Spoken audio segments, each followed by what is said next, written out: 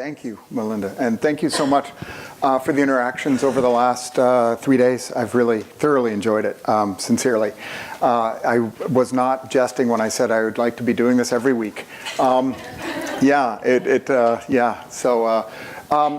I will change a little bit what I'm doing. I have some work that I'd like to talk about, and you're probably going to hate it, and it's very controversial, and it takes a different perspective, but it might be interestingly dovetailing with some of the ideas that have come up. I'm not sure how I feel about it yet, and it's always dangerous to experiment with new frameworks, but it's also one of the more gratifying parts of this sort of job, is seeing how we can make better sense of data, of the world, of each other, of the human condition, and then think about using that understanding we have to create new affordances or opportunities for learning, for development, for building greater compassion, greater empathy, better life potentials for us, but also for those people around us, and certainly the nation state that I currently reside in, which shall go unnamed. We have a number of political challenges in the world, and I think some of these sentiments are more powerful and important than ever. We have some problems as a field, but also as humans, as we start thinking about issues related to language. And just a couple that I'd like to make clear at the very start, that language as a code independent of human action is a pretty terrible idea.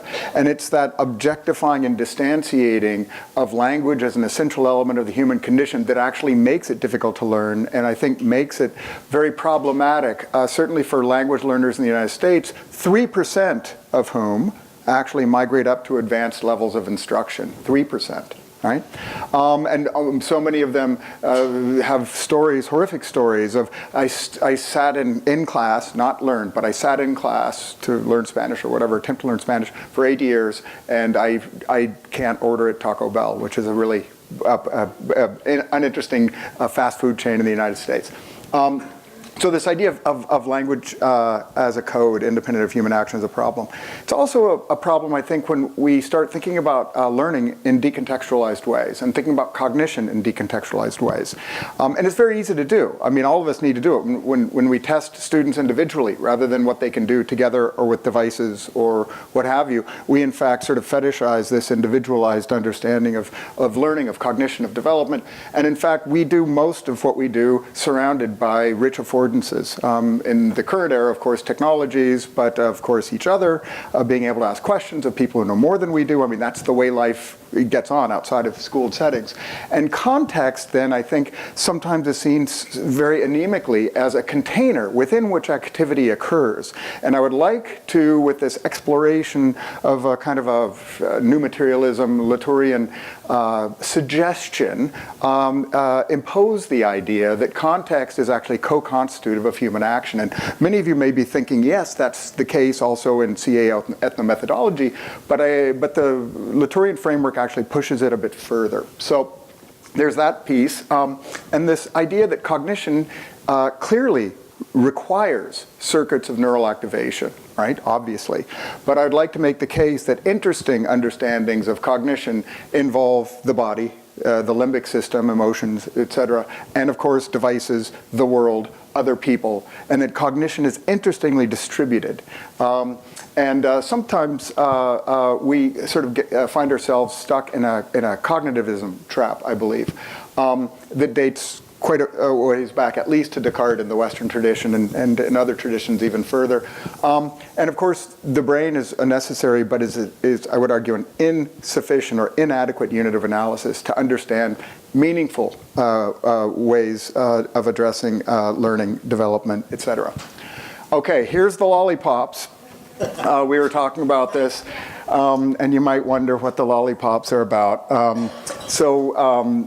One of the dimensions to the projection on humans of a misunderstanding is that thinking happens in the brain, and the brain is actually sort of up here in the body, and the body is not important. Embodied motion is not important. Mobility is not important. What's important is thinking, and thinking happens here. And of course, there are some outgrowths of this. For example, you can find things like actual lollipops that look like brains. Here's another example. And this metaphor actually extends quite far, I think. And so the idea of a lollipop being a brain without a body is sometimes the way we think about learning, right? And so some of what's happening in CA ethnomethodology, Lorenzo Mondada, for example, and others have been quite inspiring to John Hellerman and myself, who's my primary collaborator for some of the thinking I'm doing, although he is in no way responsible for any sort of Latourian approaches. Although he's interesting, he's intrigued. He's just not sold on the idea. And I'm not sure I am either. That's what we're going to talk about today. But the brain on a stick also has some very strange and potential extensions. For example, here's a brain, seen another way, and it's art by Antoine Doré. When I was looking for my popsicle images today, I also found this, and there's no reason for me to include it in this presentation. But I thought it was relevant enough. It's a gift. It's my gift to you. You know, life and thinking and communicative action is improvisational. So voila. So outline for the talk today, based on, so that was the preamble, if you will. I'd like to talk about, you know, context, culture, mobility, recipient design as process. I'm not going to really unpack that deeply today, but I will describe some aspects of that relate to a couple of data extracts I'd like to show. And I'll combine that, or sort of preface some of that, with a discussion of distributed language, a discussion of what is sometimes called 4E cognition. Don't worry, that will be explained if you're not familiar with it, and a bit on actor network theory. And I'm separating some of these theoretical heavy lifting portions because it would be hideous to have them all at once. And then I'll talk about our project, which is informed by some of these understandings, which involves getting people out and moving as they engage in sort of languageful activity. And we're using a mobile augmented reality app on a device, and groups of 3 typically go out with one device so that they have to coordinate and share and look at each other's hands, and or do attending. When someone's looking at their device like this, someone else will actually be standing and looking at the back of their hand to do attending to and maintain the width that is critical in these settings. John and I and another couple of graduate students have published a paper in 2015 on that, the epistemic authority of the device in these contexts. So we'll look at some data excerpts. The primary of which are focused on noticing this idea of making public the environmental semiotic resources for the performance of a report, which is the task that they're doing, and I'll talk about that in a minute. And then, of course, if you're familiar with Goodwin, and this 2013 piece has been mentioned quite a bit, but this idea of new action showing selective use of epistemic resources relevant to the life world of, in this case, the culture or community at hand. And the Cluenda piece will probably happen more or less organically and together when we're in the final discussion period, but we'll see what we can wind in today. So this idea of bridging or uniting is a stronger way of looking at it, the cognitive and the social material, and these are the some things that I'm going to talk about very quickly. I actually took out a few of these. I'm continuing to cull slides even up to the last minute. So this first observation comes from a group called the Distributed Language Group, and I don't know how many of you follow this work. Stephen Cowley and Paul Thibault, Suna Stephenson.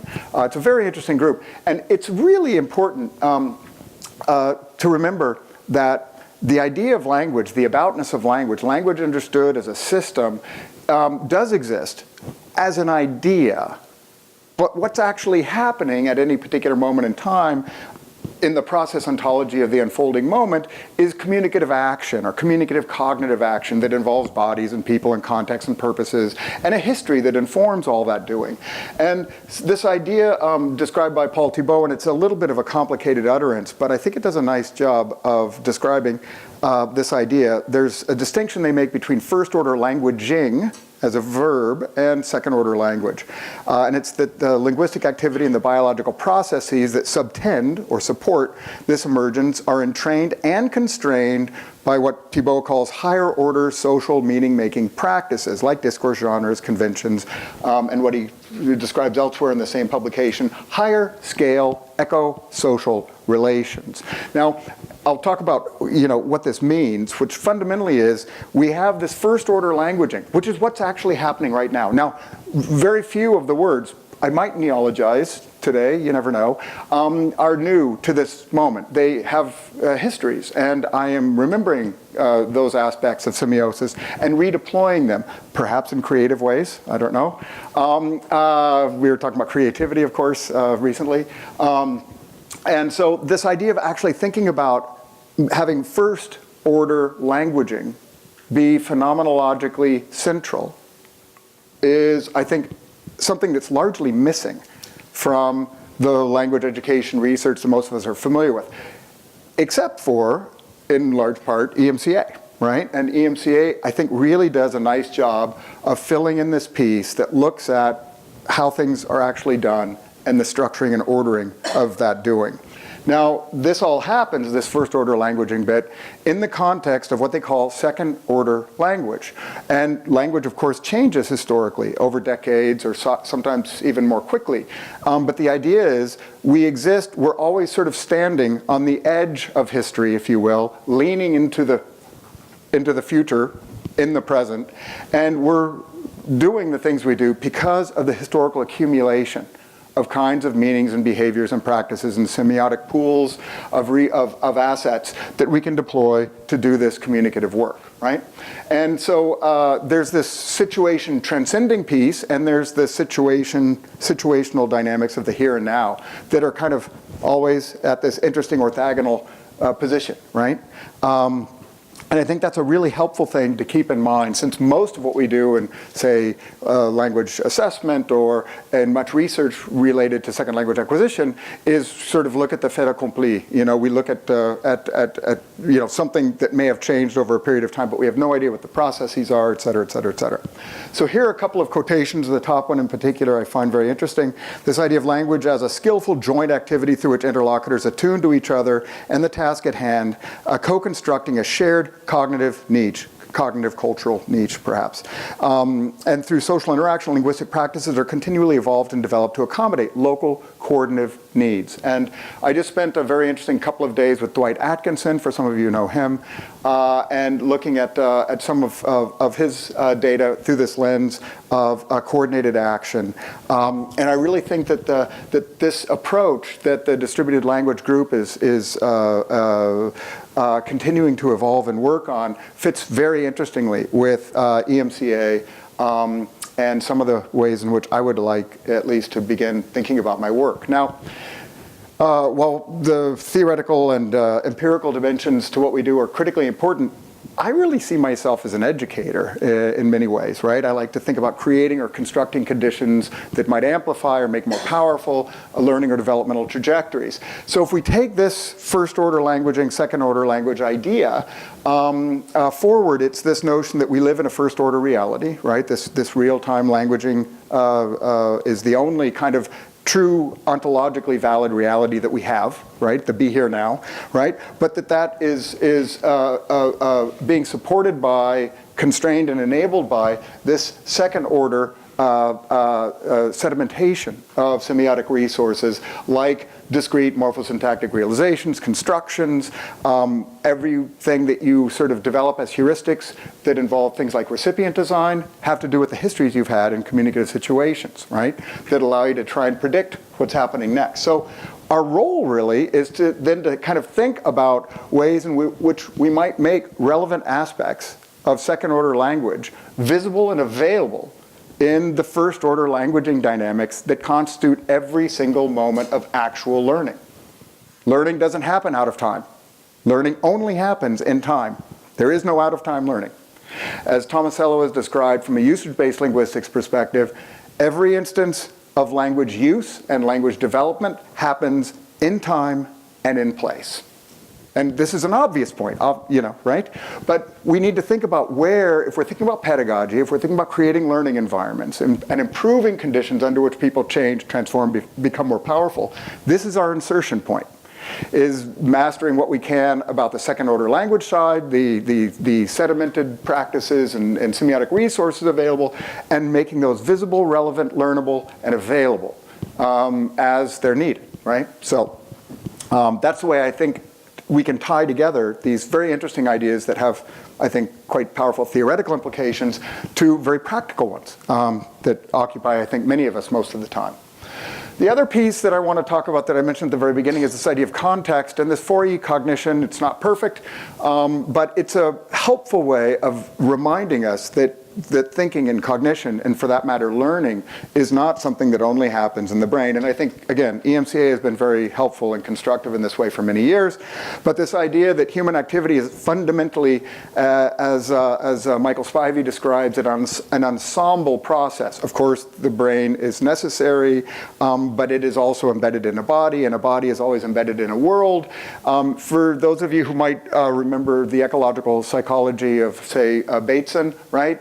The blind man with the stick, right? You know this idea. So you have somebody who's lost visual function and they have a stick, and you're trying to understand not the fact that blind people can use a stick in the abstract, but how ambulatory motion, actual movement, say on a street, works. So what's your unit of analysis? The fact that visual 2 cortex has a lesion and subsequently there's no visual affordance? No, that's not an interesting part except maybe diagnosing the condition. Understanding walking has to do with understanding that kind of visual issue is embedded in a body with certain other affordances. And those affordances, like hands and the ability to move and feel, having haptic feedback, allow for the use of a stick, which is, of course, not just in the air, it's touching the ground, and that's how you're getting the feedback. So the unit of analysis for understanding that dynamic is highly contextual. You can't take the world away where the stick is touching, and the stick is necessary as a mediational means, and you also need to understand that there's a kind of a body with a kind of a, in this case, visual impairment that makes all of this kind of hold together as a unit, right? So this strong notion of cognition as embodied, which affects the way the thinking happens, embedded in particular kinds of contexts and environments, enacted. So cognition is not some sort of abstract thinking, it's a form of action, right?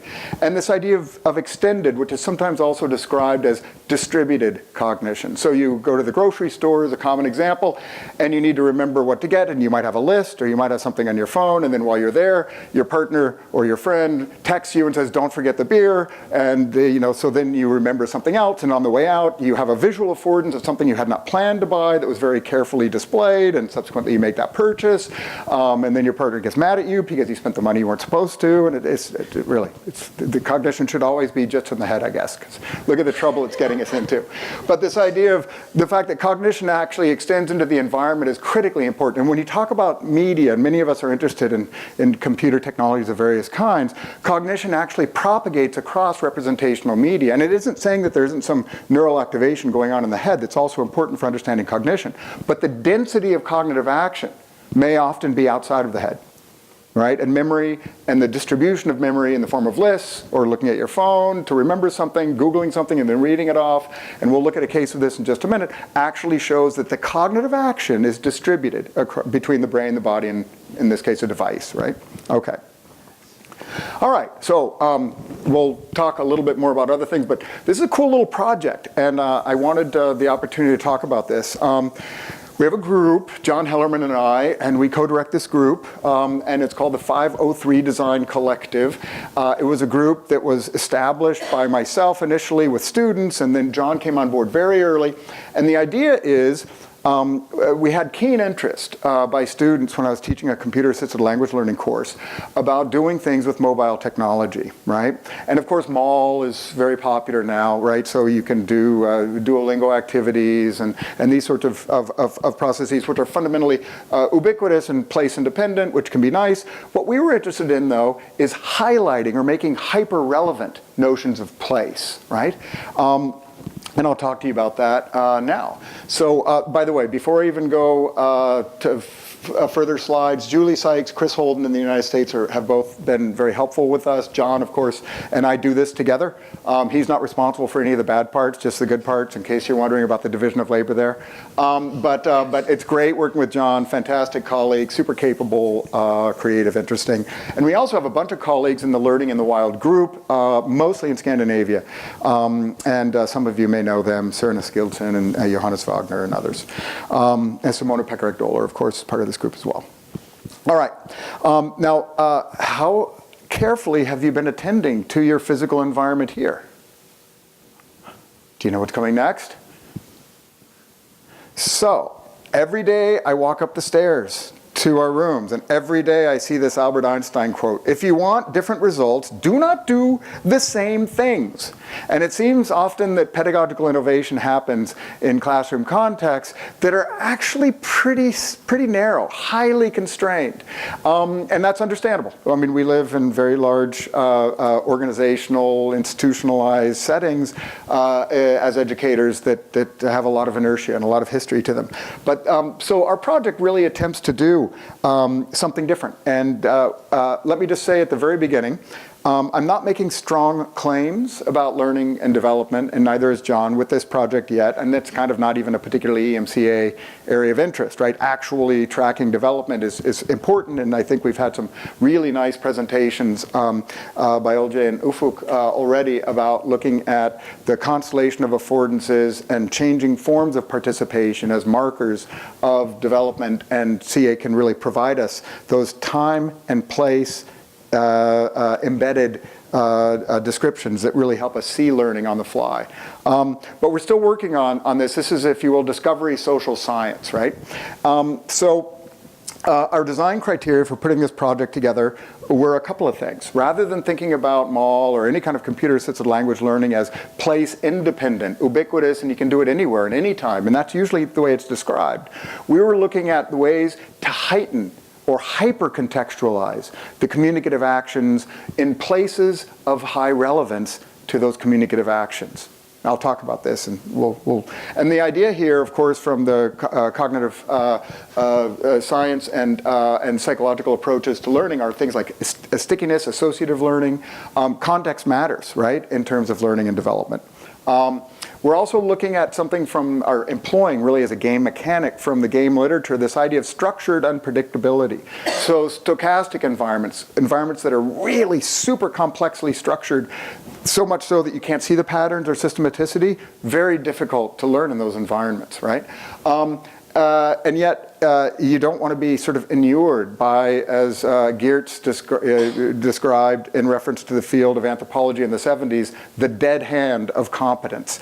You know, the predictable and the expected is not a particularly strong environment for learning or development or change, right? Going into classrooms, regrettably, highly predictable spaces, right? So this idea of structured unpredictability, and so the structured part, of course, is the preparation, the orientation, the assistance or affordances you can provide, and the unpredictability part for us anyway is having people wandering around outside in campus. I would argue, since a number of you are working in this area, that forms of telecollaboration can also present this. You can't control your interlocutors, you don't know really what's going on across the Atlantic or in the other nation state in which you're doing your work, and things happen that sometimes are problematic, but also wonderful and lovely and inspirational. So that unpredictability part is really important. From the usage-based linguistics side, situated language usage events are, I think, really important, emphasizing, of course, first-order languaging in context of high relevance, these organism environment systems that are talked about quite a bit in ecological psychology. And ecological validity, I was very happy to hear Nigel talk about this, and we've been discussing this a lot in our work. We attempt in language education, sorry, I'll keep my chin further away from the mic, to engage realia or think about contexts or scenarios or activity types that might mirror some real world communicative genre or recurrent type of action, which is important. But ecological validity is hard to do in classrooms, and yet so much of what happens in classrooms, like I think it was Olje, you gave the IRE sequence history in your talk, which was very helpful, and you realize that it's it's bordering on absurd if you ask someone the time and they give it back to you and you go, well done. Yes, I mean, it's a very awkward thing, right? So trying to figure out ways to increase the ecological validity. In our case, you're walking around in a group looking at a phone, which is telling you where to go.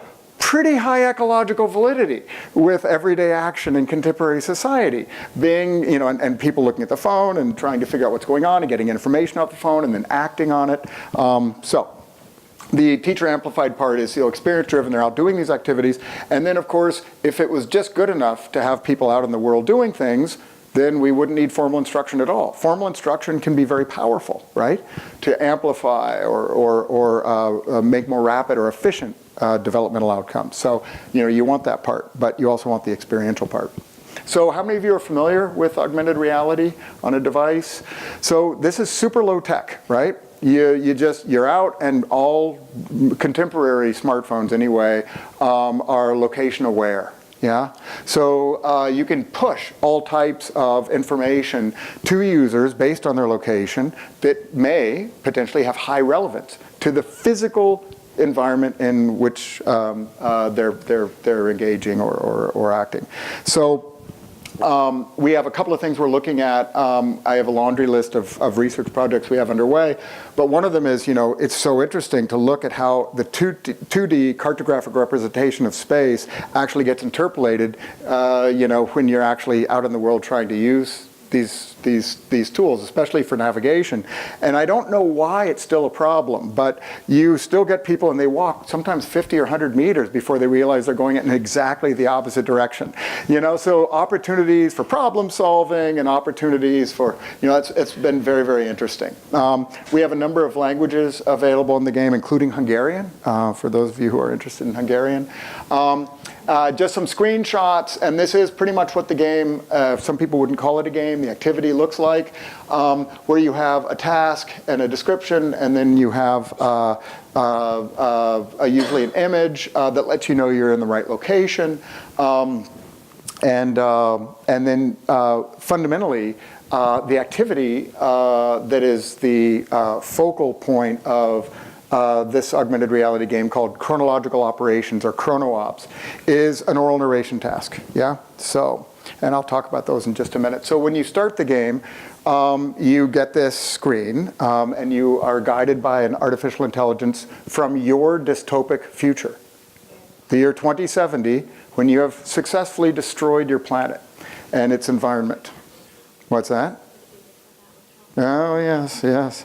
Hello, Agent, I am an artificial intelligence from the future, right? And you've come back in time to the contemporary period, in this case in Portland, Oregon, and you are to discover what green technologies are still available and that you can learn from, so that you can send information to the future, and you may yet redeem yourself and save your dystopic, crappy, degraded environment. This is an underspecified task, and some of you I know are quite interested in this idea of autonomy and agency, and so we have been experimenting a lot with highly narrow, very close-ended tasks and extremely open tasks, and universally so far, the open-ended tasks have been much, much more interesting. Now, you have to be open to a heterogeneity of outcomes, you know, diversity of outcomes, because close-ended tasks, you eventually have to end up doing something that highly resembles what you need to do to finish that very close-ended task. These underspecified tasks will end up resulting in very diverse kinds of student activity types, right?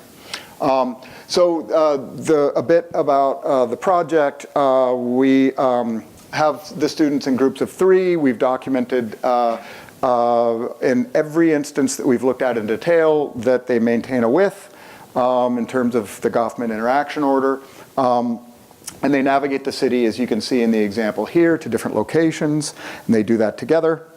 Just a few screenshots from players who've taken images, sometimes related to the game activity, sometimes not. Here's the motto of the university: let knowledge serve the city. Because this is a place-based project, the city is quite literally serving knowledge, in this case to the future.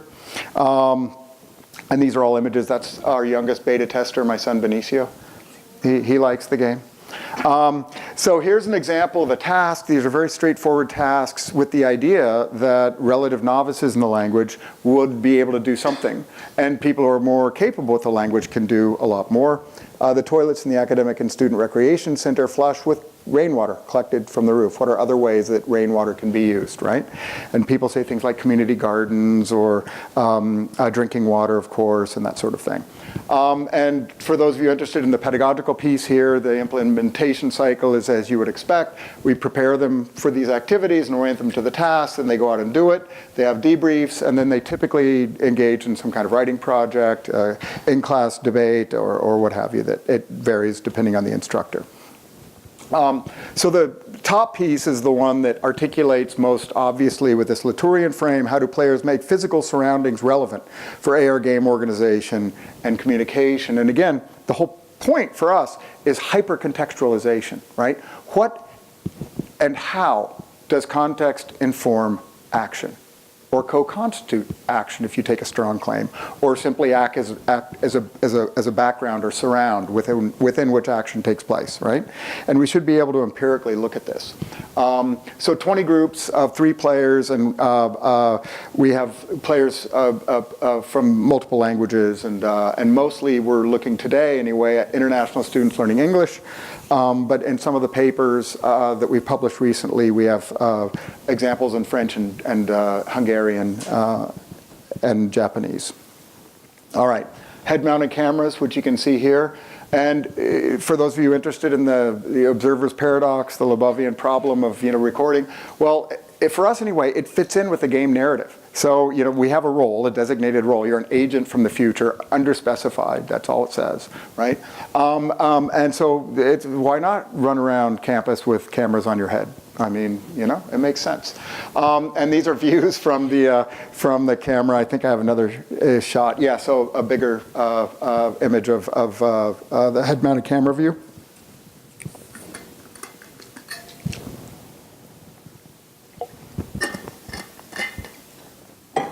And you're familiar with all of this. I took out all the EMCA slides because everyone's already been doing this. So we're looking at multimodal conversation, or as Nigel puts it, interaction analysis, right, fundamentally here. Particularly the work of Chuck Goodwin has been very helpful for us. So sequential analysis, embodied language formulations for action, what Brouwer and Wagner have described as collections of phenomenological similarities. So we'd like to build some collections and are working in that direction, but we'll talk about that during the co-window or in the next session. And that we want to uncover things from that emic perspective that everyone's been describing here. I think we're all in agreement that that's, for this kind of research anyway, very important. And we're looking at the physical material environment and how it's explicitly attended to and behaviorally, visibly, explicitly attended to. All right. So the part that is perhaps new to some of you, do any of you work in this area of new materialism or object-oriented ontology or Latourian actor network theory or any of that? So it's an interesting framework, and I'm compelled by it for one core reason. Was anyone at American Association for Applied Linguistics last year? Yeah. So did you hear, were you at the talk on DST and dynamic systems theory and sociocultural theory? There was an evening discussion. So it ended up not going the way I think some of us had hoped it would. But fundamentally, are we in one ontology or two?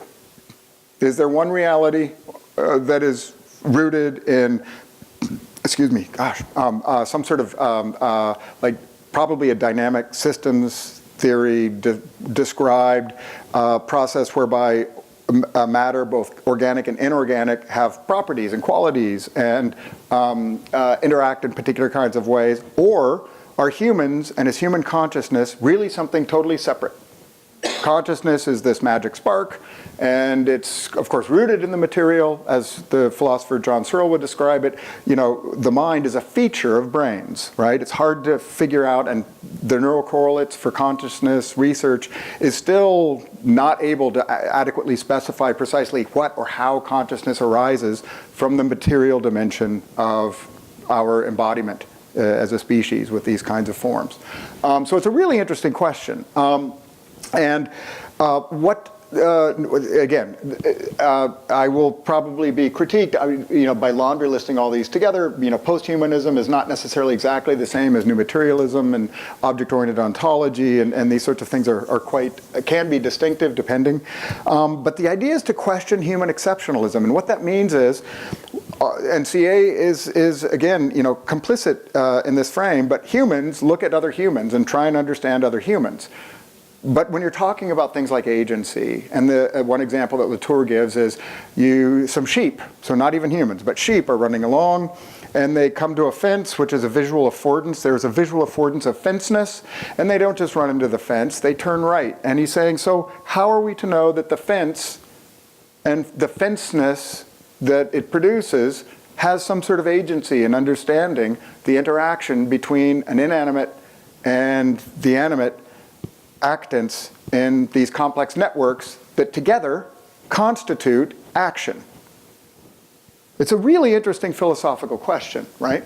And Latour himself describes himself as half Garfinkel, right? And then the other guy, Grimas, is a very little discussed and little known Lithuanian semiotician. And I think he's evolved, his own stuff. But he talks with great conviction about his indebtedness to Harold Garfinkel, right? So I think that itself alone warrants attention. So the idea here is to at least experiment a little bit with actor network theory and multimodal ethnomethodology.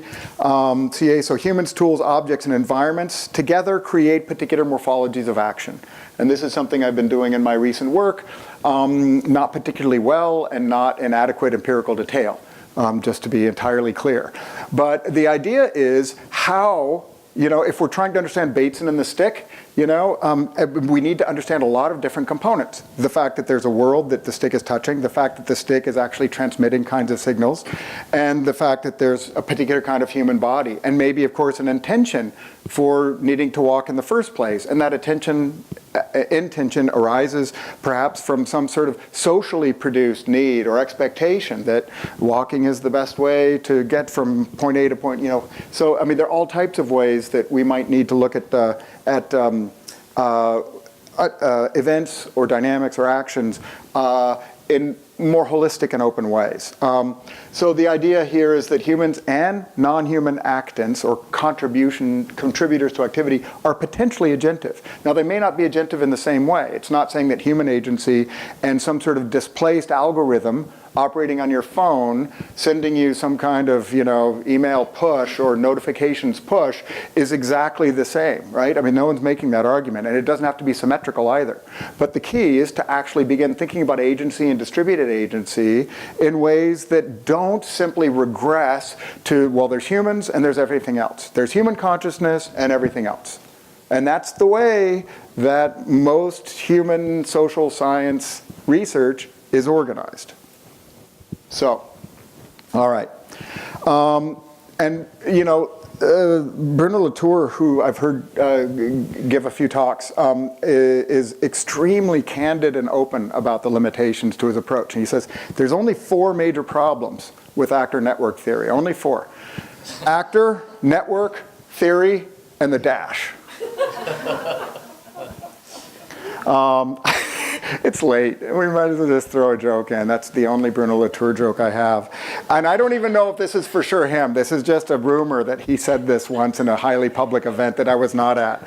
But I love it. It's like, so what's an actor? And who can be an actor? And, what's the difference between an actor and an actant, which he typically uses? And what's a network, right? And when you're talking about theory, is it a predictive theory or a descriptive theory? Or and of course the dash. Dashes are always problematic, right? Never trust a dash. That's a prejudgment. All right, I'm done with the Cloenda. That's it. I've tied everything together. All right. So I don't even have an elaborated. We do have a transcript for this, but I'm just going to show you this, and you are going to look at it, and we're going to talk about it. So he needs to see. He needs us to say what? The advantage of the and disadvantages of the bicycle. Yeah. So I think the advantage. Okay. So he needs to see. He needs us to say what? The advantage of the and disadvantages of the bicycle. Yeah. So I think the advantage. So from a CA or EMCA perspective, what's going on? In terms of, so electrical access problem, right? Right, yeah? So there's the initiation and Yeah. the response and they're negotiating. Mm-hmm. Okay, let's watch it. Absolutely, absolutely. We'll see another one in a minute, yeah. So he needs to see. He needs us to say what? The advantage of the and disadvantages of the bicycle. Yeah. So I think the advantage. Okay, so you can look at this gentleman here and the gentleman on the far right and just look at their bodily deixis, right? Their bodily deixis and orientation here. I mean, we're giving it away with this example with the thing at the top. So he needs to see. He needs us to say what? The advantage of the and disadvantages of the bicycle. Yeah. So I think the advantage.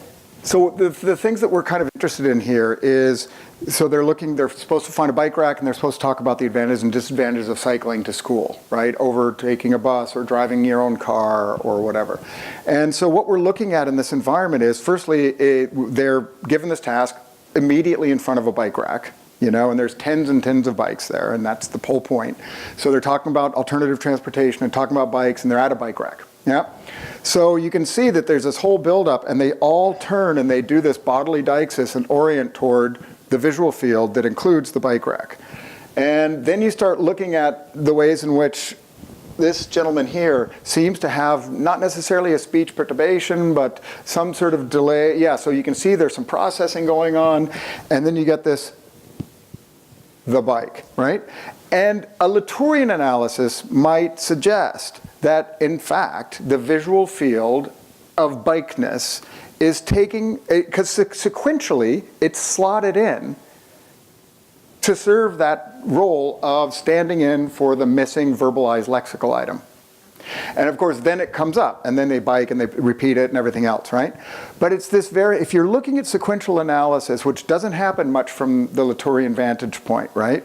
So we're trying to kind of bring these together and look at the ways in which there's a collaborative completion produced by the visual affordance of bikeness, or in this case, the world, you know, the physical surround. And of course, I've talked about this on a few other instances, including with Nick Ellis, who has nothing to do with, you know, EMCA, but it works on use-based linguistics. He's like, you know, very unlikely. You know, but the thing that I find compelling, and John, by the way, is neither of us are full on like committed to this. The idea is to explore what's going on here, and I have some other, I think, more telling examples. But I think this is a very interesting one. All the bodily deixis, all the preparation. There's this shared orientation. And the sequential alignments or ordering of the interaction tempo there suggests that especially that subtle movement here is the actual embodied deixis toward the visual field that then produces the collaborative completion, and that completion is produced by the visual affordance of the world. It's candidate analysis. All right.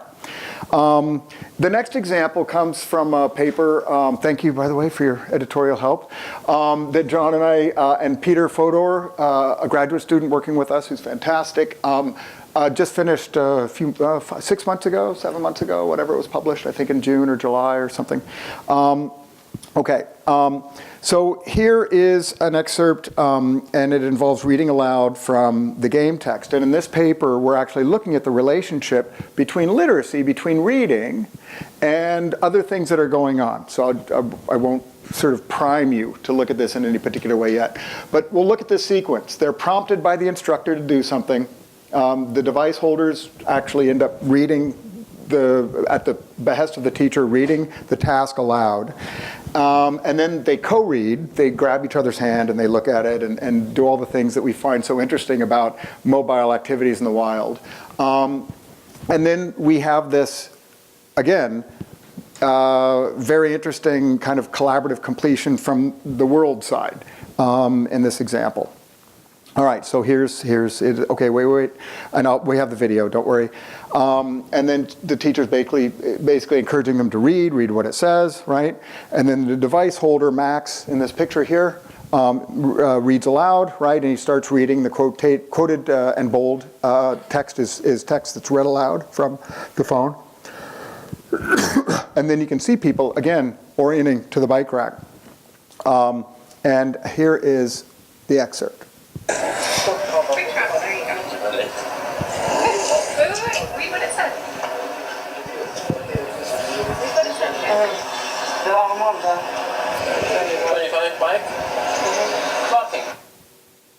Okay, let's look at this one again.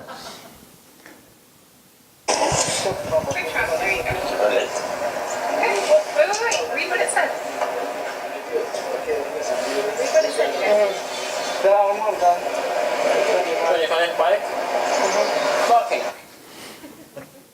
It's a really interesting example for me. So you're having someone engaging in the reading of graphically rendered language, text on a phone, reading it aloud, right? And then you have this look up and the completion, again, of what was actually written down on the phone. And we find this to be not necessarily the world taking a turn, and these are not John's terms, by the way, so do not be mad with John Hellerman. If you're a committed CA person who is so embedded in human exceptionalism that you, no. But this idea of thinking about this, let's look at it one more time. Read what it said.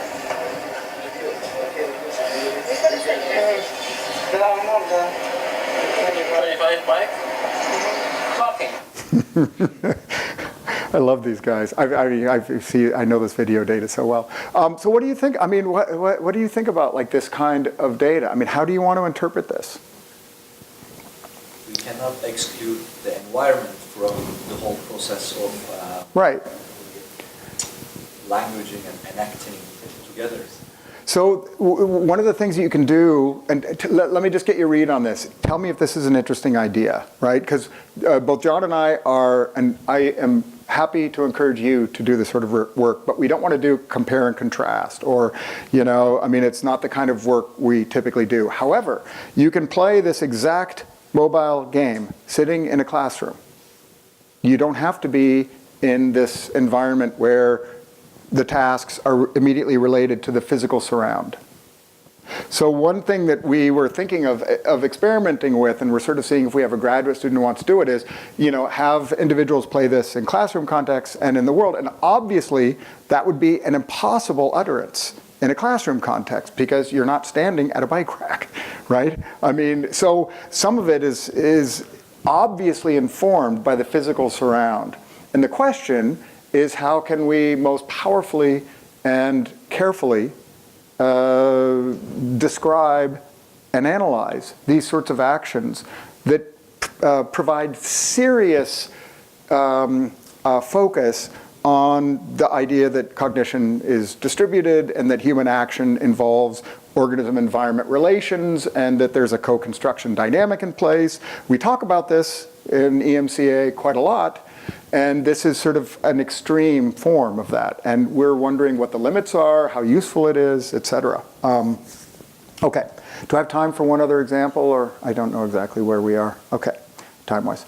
Okay, so I'm gonna play this first, okay? And again, it has to do with players orienting to the very beginning. And so I tried to use only examples from the first stop in the game. I'm sorry if it's you're too bored with bike racks. But this is a group that you saw earlier from a later point. And they're walking along and doing something. So, reading. There are more than 25 bike parking area on the PSU campus. What are some of the advisors or disadvisors of riding a bike to school. Record your answer by what will you? By what are some of the advantages or disadvantages of riding a bike to school? Record your answer by creating a video. Okay, because it's a little longer, I'll just ask, what's the trouble? What's the problem here? Did you hear it? Trying to understand the instruction, but did you hear the way in which what are the advantages and disadvantages? And so the first gentleman reading here said advice, advicers, disadvice, disadvicers, right? And here's the brief transcript here, right? And so you see this going on, and then, so these are their code names, by the way. So recycle, reduce, and reuse. That's what these stand for. Good, great. I mean, and these really were their code names, and when they were doing this. Oh yeah, you gotta live it if you're doing role play. It'd be an interesting and very different study to look at the ways in which people fully embody or do not really embody as much the roles that they're given. So some people are like, being really sneaky and stuff because they're agents, right? And other people are like, I'm saving the world, so you get people doing all types of things. It's very interesting. Okay, so we have this going on here. And then now this is a little bit of a complicated sequence, but, and I have the transcript. I should have printed it out and brought my transcript, but that's okay. So here, oh, there it is. Yeah.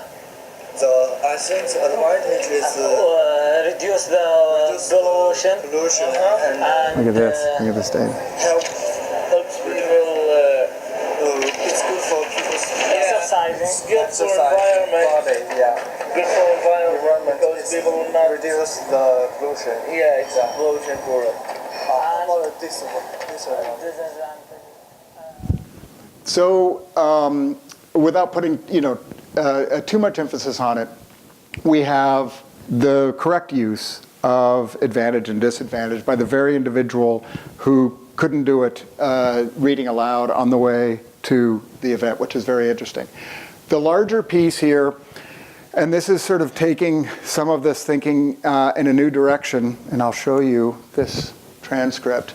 So you have this completely unmarked, more or less correct use of the very lexical items that were problematic earlier, which is interesting. And this is 4 minutes later, more or less. So we have, though, this environment in which the linguistic resources recently uttered seem to inform, in very concrete ways, the subsequent linguistic actions or linguistic products produced. And while it's different than, say, the environmental dimension, you have this new idea not of physical context, but of temporal context. So you're hearing something and then reusing or redeploying what you're hearing, but in ways that also expand beyond the forms in which they were initially uttered. And so we have lexical mirroring, collaborative completions in the sense of Gene Lerner, full constructions that are collaboratively put together across all three speakers. And John and I don't know what to call this, but sort of a cooperative turn construction unit enchainment. We really don't know exactly what this is. Serena Skildsen thinks that the idea of looking at the multiple utterance schemas available in this very short excerpt, 4 times people are saying reduce the, right? And then they switch to help reduce, and then help reduce it gives rise to help people, right, as an initial utterance schema. And good for or it's good for appears also 4 times. So you see this incredible recycling of semiotic material across this 30-ish second video excerpt, right? Which is, again, the temporal and semiotic surround that is informing the first order languaging that's happening in real time. right? So there are all types of ways in which people are, short-term working memory, and you can hold these things around, and you see all types of ways in which you can look at this. The Latourian approach would be to understand that the immediate past, or it's also a dynamic systems theory model, initial conditions always give rise to next step or next action or next moment. And they're always tiered. There is no moving between or around the process of the unfolding of any particular moment in time. So it's this idea of looking at context from a more temporal vantage point. Anyway, this is all stuff that we're still working on and working on analyzing. So in this project, we're looking at the ways in which participants are engaged in this real-world wayfinding set of tasks, and we're looking at the ways in which Deleuze and Gautry and others have talked about rhizomatic development, so not movement toward a defined telos, but rather looking at horizontal and very complexly organized kinds of actions that show the reuse of antecedent material or the incorporation of the environmental surround as ways to kind of do action together. The possibility for exploring this idea of distributed agency, and as Latour describes it, heterogeneous networks of human and non-human actants that together produce a morphology of action, right? And we see text on mobile devices, co-action with other humans, contribution to the physical surround, it turns at talk. With the implication, based in the 4E approach to cognition, that context is actually something that is produced, relevant aspects of context. Dimensions of context that seem to inform or contribute to action are actually a product of these organism-environment relations and have this co-constitutive dimension to this sort of thing. So, in terms of the last bit here, the big picture of biggish data. So we have sort of a tiered hierarchy here. We have all types of work that's going on in terms of cognitive neuroscience at the top. Then you have the ways in which you have publicly available, behaviorally visible kinds of moment-by-moment, sequentially structured sorts of actions that involve all the things you see, recipient design projection, sequence organization, et cetera, et cetera. You have the linguistic side to this, which many of us care about, on the usage-based linguistics side, rooted in the work of people like Michael Tomasello, for example, where language structure and construction grammar, as Charles Fillmore described it, language is a complex adaptive system, that this becomes the second-order language that then acts as the affordance and the constraint for first-order languaging, right? Obviously, big data, corpus for power and generalizability, and then we have the sort of figured worlds of the semiospheres that we all live in, which are the ways in which culture, or as Obia Sekara, the anthropologist, describes it, culture is fundamentally the imposition of meaning on an otherwise objective environment, right, including social relations, right? So this last piece, in terms of time scales, CA does a really nice job of focusing on close to the real-time unfolding of human activity, but there are other frames, and I'll just show this slide quickly. So you have the phylogenetic development of our species across hundreds of thousands of years. You have the sociocultural dimension to the production of particular peoples and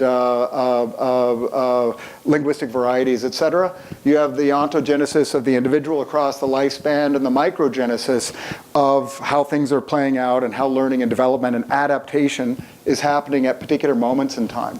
And if you look at the kinds of research methodologies that are available for at least considering how all of this might be relevant to the kinds of questions we would want to ask, we have the real-time, very fine-tuned, millisecond approaches of first-order languaging, which at least the distributed language group would say is at pico levels, temporal pico levels of interaction, so milliseconds. And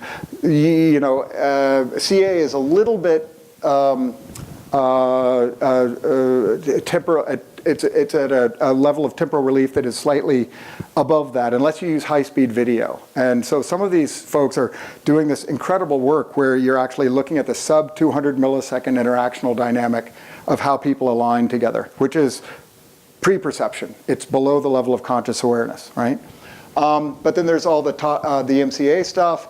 And then for looking at second order language, on the first order languaging side, the second order language side, we can actually do all types of work with corpora and looking at usage-based word strings, culture, genre, register, meanings, values, ideologies, right? All of which sit in that second order language or second order reality space that inform first order dynamics but are really quite distinct from them, right? So, yeah, I don't know. This is where I'll stop with this particular presentation. But in terms of big, I thought it'd be interesting not just to think about number of data or patterns that you see in kinds of data, but also time, right? If we're trying to understand what's going on in any particular moment in time, some of these other issues, the work going on in social cognition and the work of people like Stephen Levinson and the interaction engine, and the fact that language sits on top of a more general interactional intelligence, for example, actually transforms quite a bit how we would want to then subsequently understand language and language development and even constructing environments for language development. So anyway, thank you very much for your attention.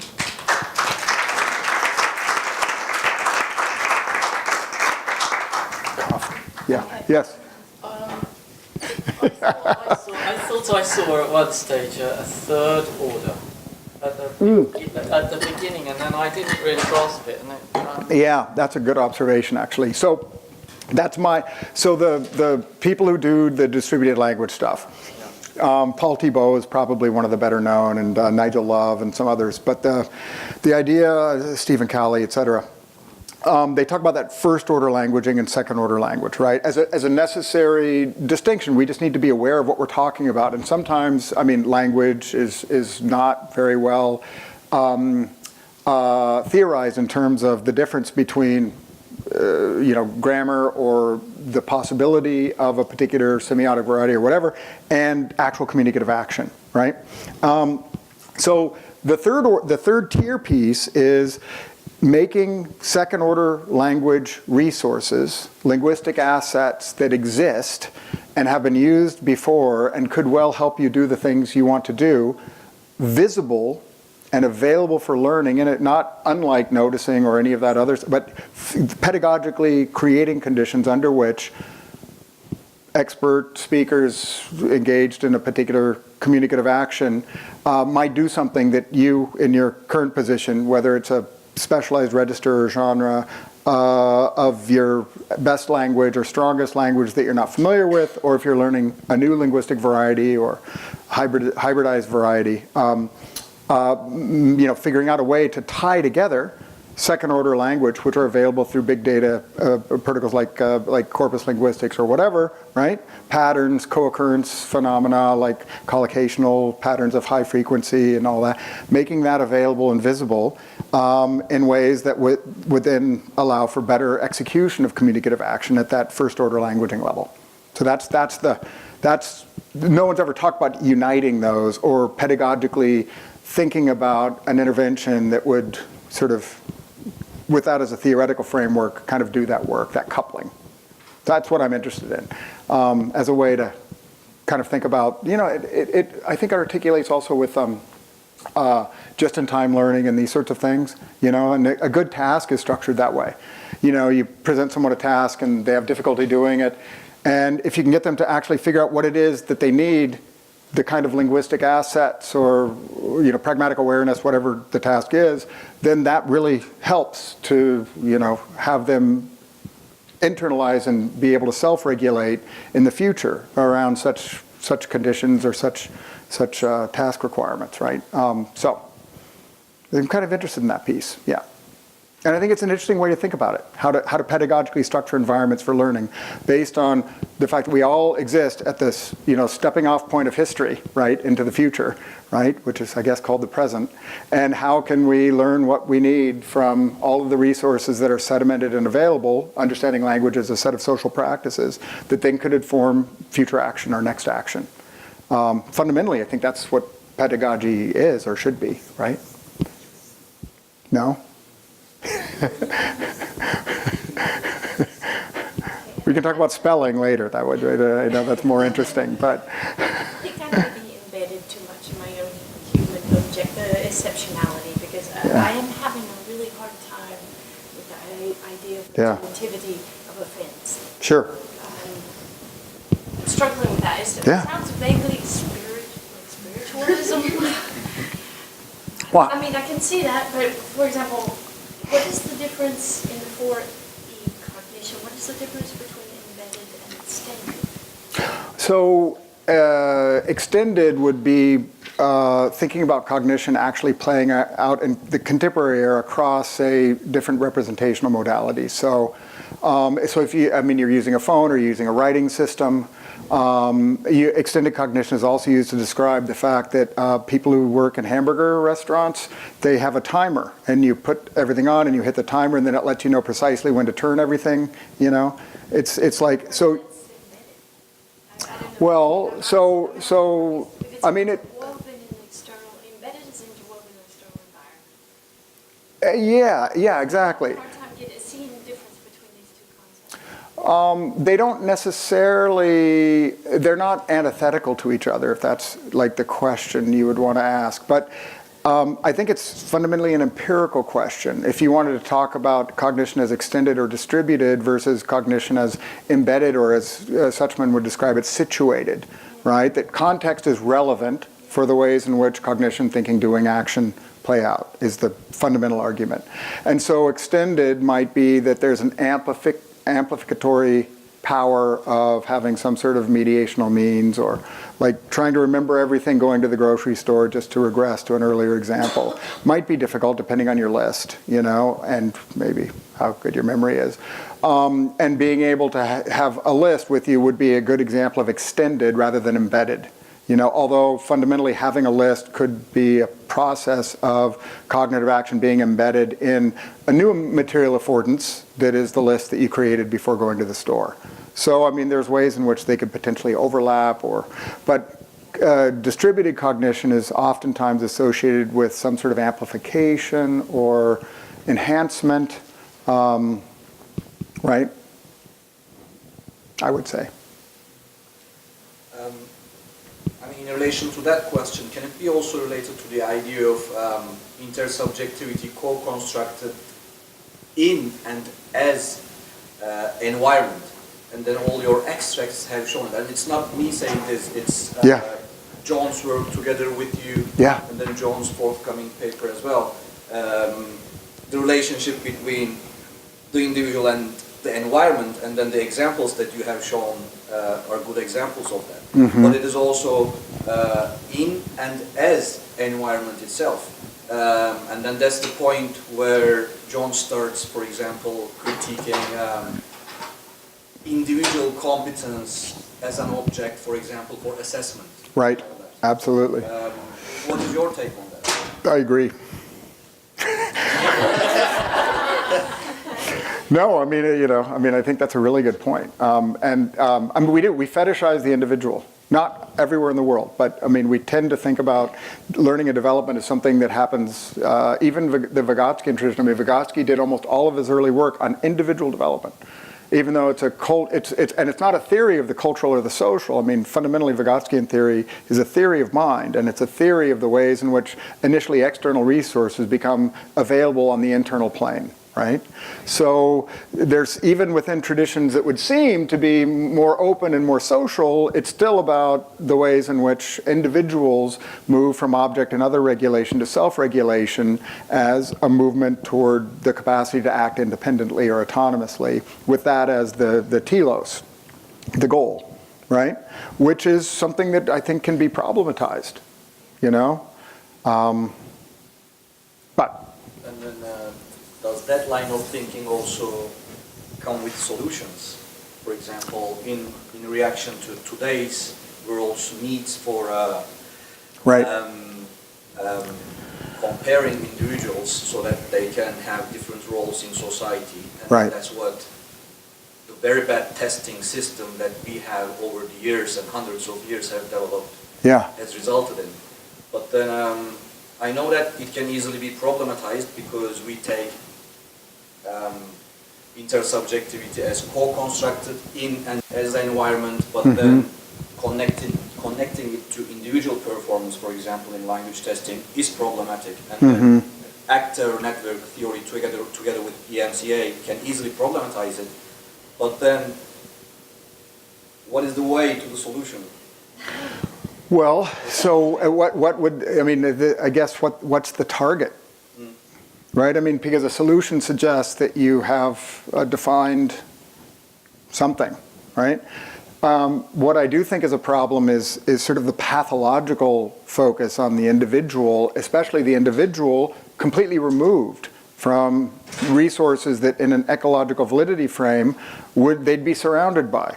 So if I have a problem at work, or if I'm working on some aspect of EMCA that I'm less familiar with, I mean, I go talk with John or Jeff Robinson or whoever, and I say, hey, can you look at this? Or I have a data session, and people bring up all kinds of things I hadn't thought about. And, you know, I mean, I don't see any advantage necessarily to removing myself from the kind of, in that case, other regulation, right, that would help me eventually become better as an independent analyst. But my goal is not to be an independent analyst, per se. Although it would be useful at times if other people aren't around. I can't call Nigel as easily here in Sweden, so I mean, it's like, you know, far away. I'd like to be, you know, just speaking as a researcher and a pedagogical innovator, I guess, I'd like to be really good at that with other people. You know, I mean, my goal is now to get better at working with people. If I have my way, I will never write or publish or do pedagogical innovation work or intervention work alone ever again. You know, that's not my interest. But yeah, I do understand how for some that might be a really important criteria. So it's not that I'm against individuals developing in a way that allows them full self-regulation and autonomy. Might be a great goal for some people with some tasks. I think as a society, we overly privilege people who have that capacity to demonstrate self-regulation. And it's not that it's a bad thing, but it's just not the only thing. And I think testing and ways in which we adjudicate value and even development rooted in the individual as the unit of analysis is only one way to do that work. So it's not that it can't be done that way or it shouldn't ever be done that way, but that's certainly not the only way, and it may not be the best way for us to ecologically orient ourselves to learning and development in the context of doing things with and for other people in workplaces and, you know, home life and everything else, right? Does that make sense? Yeah. Yeah.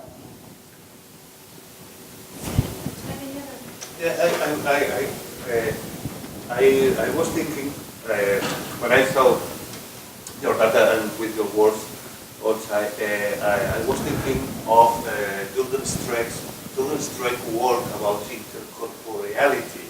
I was looking for in Google. Yeah. It's very interesting also how in his data Jordan Streck analyzed how I think it's a plumber with another worker, how they are looking for trying to solve a problem in a kitchen or something like that. Right. And they are standing up, and they now move the movement of the body. Yeah. And they look themselves, no? And on this way, the corporeality is one of the most important resources to the social construction of the interaction. So, and that's very interesting because it's in a learning environment. Yeah. And no, I should look at that work more. I've heard the name, but I actually don't know the work in any significant way. as you said, maybe, Yeah. and as in the Swedish classrooms, maybe in some pedagogical context, from a pedagogical point of view, Yeah. you should, how to say, eliminate some furnitures to work better. Yeah. Right. You know? There's a project going on right now in Barcelona called Smart Schools, and they're analyzing how to change, either trying to follow Sweden's, changing the physical habitat. Of schooling and yeah. I mean, I. Learning environment. Yeah. Actually, well, as your platform that you showed us.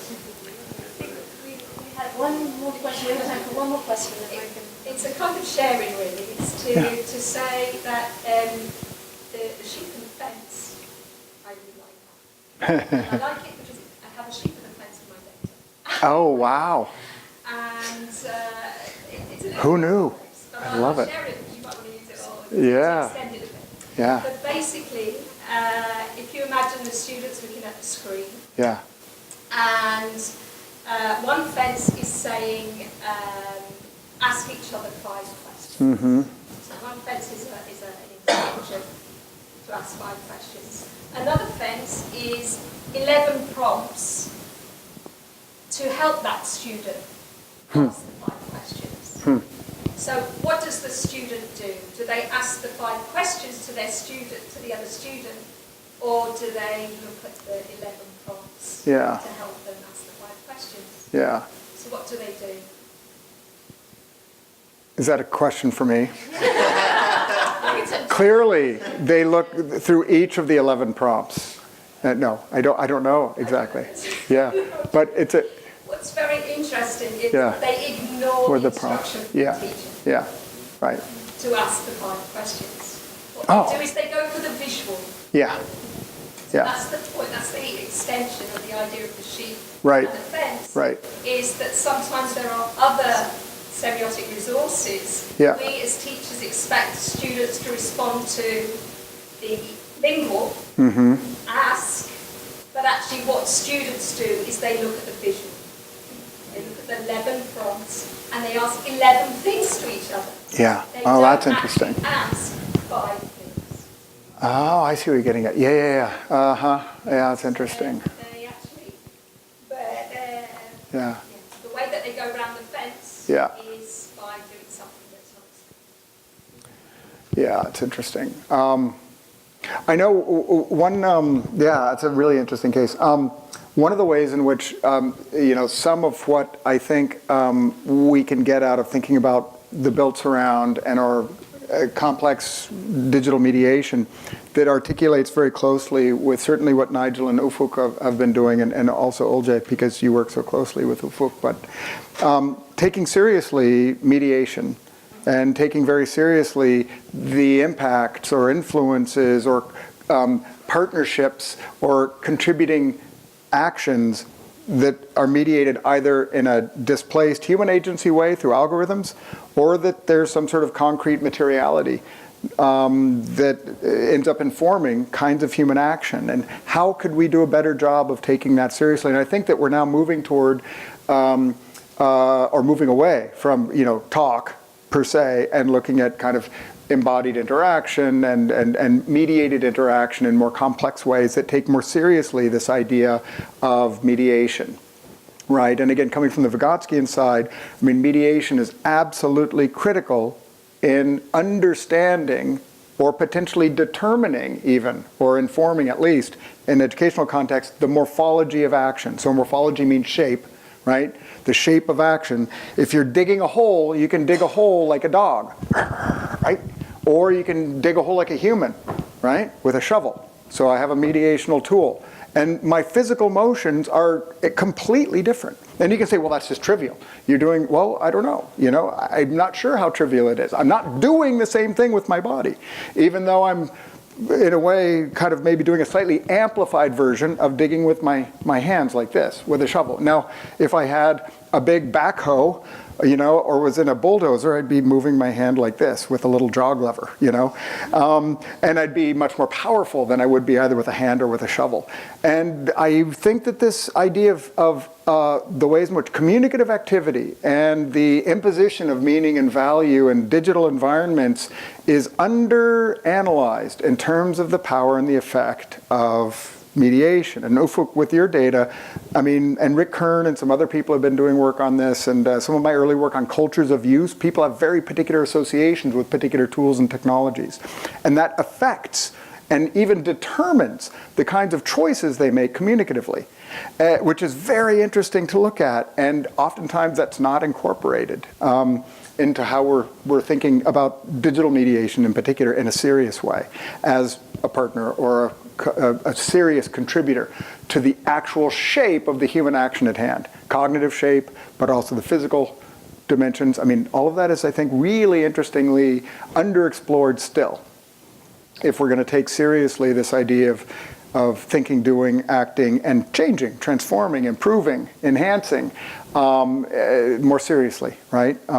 In terms of the orchestration, complex orchestration of how all that works. Not just the brain as a lollipop, right, with no body, but rather as affected by, enhanced by, certainly mediated by, in whatever way, all kinds of physical and semiotic kinds of mediation. So anyway.